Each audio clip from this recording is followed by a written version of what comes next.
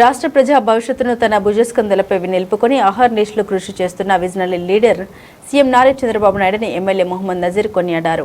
ముఖ్యమంత్రి నారా చంద్రబాబు నాయుడు జన్మదినోత్సవం సందర్భంగా ఆర్టీసీ బస్టాండ్ వద్ద ఉన్న అన్న క్యాంటీన్ వద్ద కేక్ కట్ చేసి ముఖ్యమంత్రికి జన్మదిన శుభాకాంక్షలు తెలిపారు. అనంతరం ఎమ్మెల్యే మీడియాతో మాట్లాడారు. ముఖ్యమంత్రి చంద్రబాబు నాయుడు పుట్టినరోజును పురస్కరించుకుని నేడు పేద ప్రజలకు అన్నదానం చేయడం చాలా సంతోషంగా ఉందని పేర్కొన్నారు.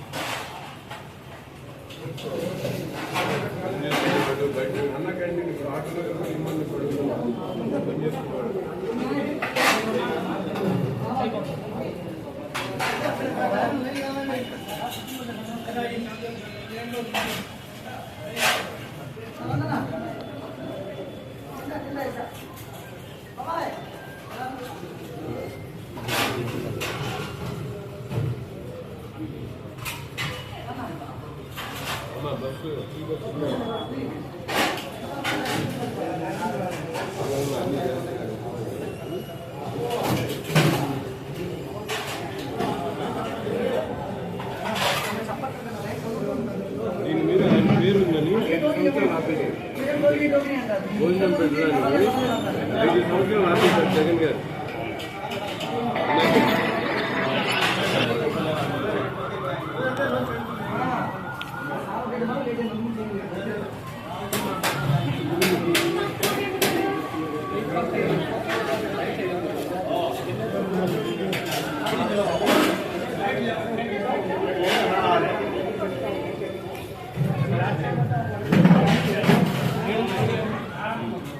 జన్మదినాన్ని జరుపుకుంటున్నటువంటి పరిస్థితి ఈ రాష్ట్రంలో గత 50 సంవత్సరాల్లో సుదీర్ఘకాలం పాటు రాజకీయాల్లో ఉంటూ ప్రజా జీవితాల్ని పూర్తిగా అభివృద్ధి పదంలోకి తీసుకున్నటువంటి మహానాయకుడు నారా చంద్రబాబు నాయుడు.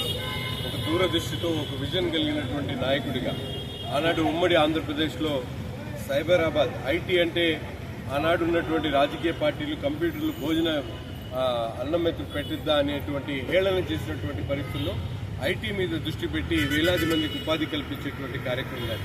ఈరోజు ఒక అమరావతి నగరాన్ని మహానగరాన్ని నిర్మించి ఆ ప్రాంతం అభివృద్ధి పదంలో ముందుకు సాగాలి, ఉపాధి అవకాశాలు ప్రతి ఒక్కరికి కూడా కలగాలనేటువంటి ఆలోచనతో క్వాంటమ్ వ్యాలీని తీసుకువచ్చినటువంటి ఘనుడు మన ముఖ్యమంత్రి చంద్రబాబు నాయుడు గారు. అటువంటి నాయకుడు ఈ రాష్ట్రానికి అవసరం.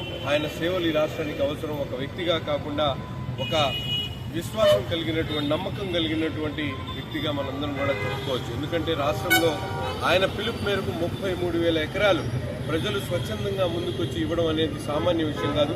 ప్రపంచంలో ఎక్కడ జరగనటువంటి విధంగా ఒక నాయకుడి మీద నమ్మకంతో 33,000 ఎకరాలు ప్రజలు ఆ రాజధాని కోసం ఇవ్వడం అనేది చరిత్రలో ఎక్కడ కూడా జరగనటువంటి పరిస్థితులు. రాబోయేటువంటి తరాలకు కూడా ఆదర్శంగా ఉన్నటువంటి నాయకుడు చంద్రబాబు నాయుడు గారు. అటువంటి నాయకుడి జన్మదినం ప్రతి ఒక్కరు కూడా ఒక పండుగగా మేము భావిస్తూ ఈరోజు గొప్పగా చేసుకోవడం.